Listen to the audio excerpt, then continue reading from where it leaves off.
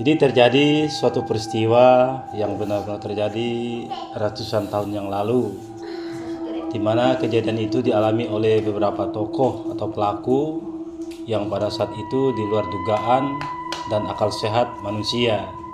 Karena si pelaku tiba-tiba pada saat itu dinyatakan hilang.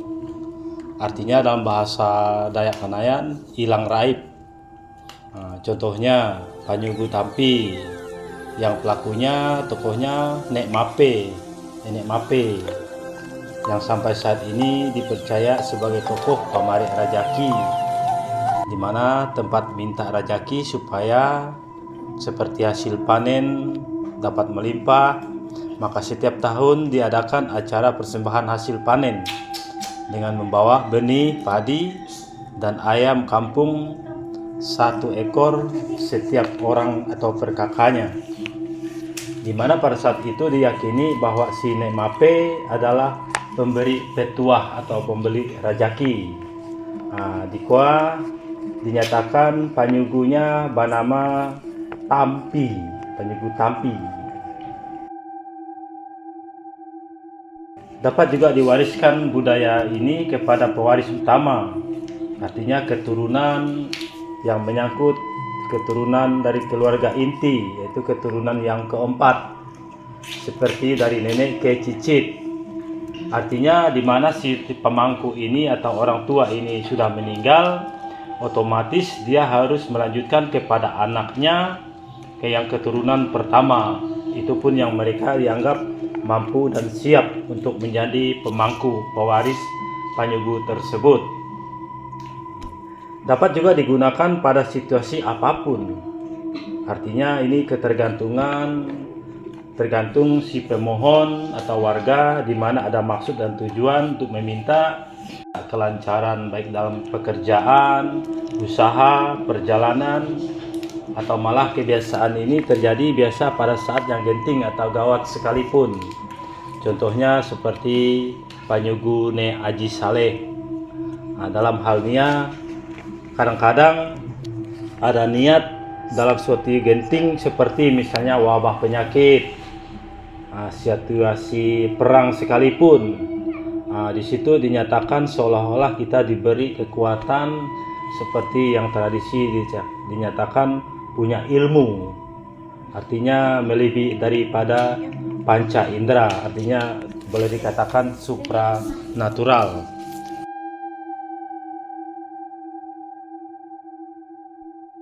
Sebagai contoh tokoh, di mana setelah kita berusaha dan berhasil melaksanakan niat serta permohonan kita harus bayarnya dengan potong ayam. Tidak dapat diubah, ini adalah tradisi yang turun-temurun. Tantangannya yang paling berat adalah di mana pada saat tertentu ada semacam oknum dalam bentuk misalnya penyebaran agama atau yang punya keyakinan lain atau etnis yang lain, terutama mereka yang fanatik.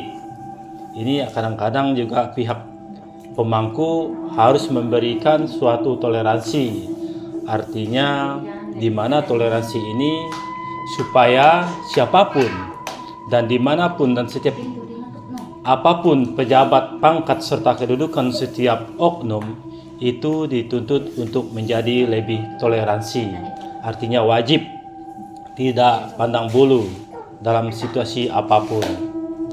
Kemudian ini sebagai menjadi juga peran budaya, adat budaya yang harus dilestarikan, contohnya tradisi dan kebiasaan, karena ini adalah suatu kegiatan atau tradisi rutinitas setiap tahun, di mana ini menjadi contoh nyata adat dan budaya, sehingga kita harus perankan setiap tahunnya diadakan. Ini adalah kegiatan kebiasaan tradisi yang rutinitas.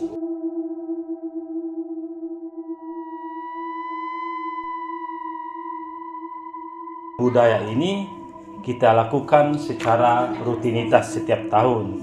Contohnya seperti naik dango, buang penyakit padi setiap tahunnya. Kemudian dalam kegiatan beladang, sehingga ini menjadi kebiasaan yang rutinitas yang tidak bisa dipisahkan dengan budaya. Pada saat itu juga kita harus membudayakan ini sampai turun-temurun, sehingga menjadi suatu harapan bagi kita yang harus dikukuhkan dengan budaya hukum, dilindungi secara hukum, sehingga menjadi daftar bagi suatu kegiatan yang diakui oleh negara. Contohnya seperti ini dilakukan dari pedesaan sampai tingkat provinsi, malah menjadi diakui oleh negara. Karena ini adalah salah satu bentuk dan contoh wujud budaya dan adat istiadat di setiap daerah ataupun etnis.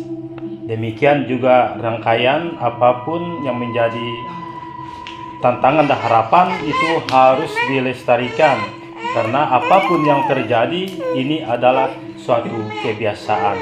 Demikian, terima kasih.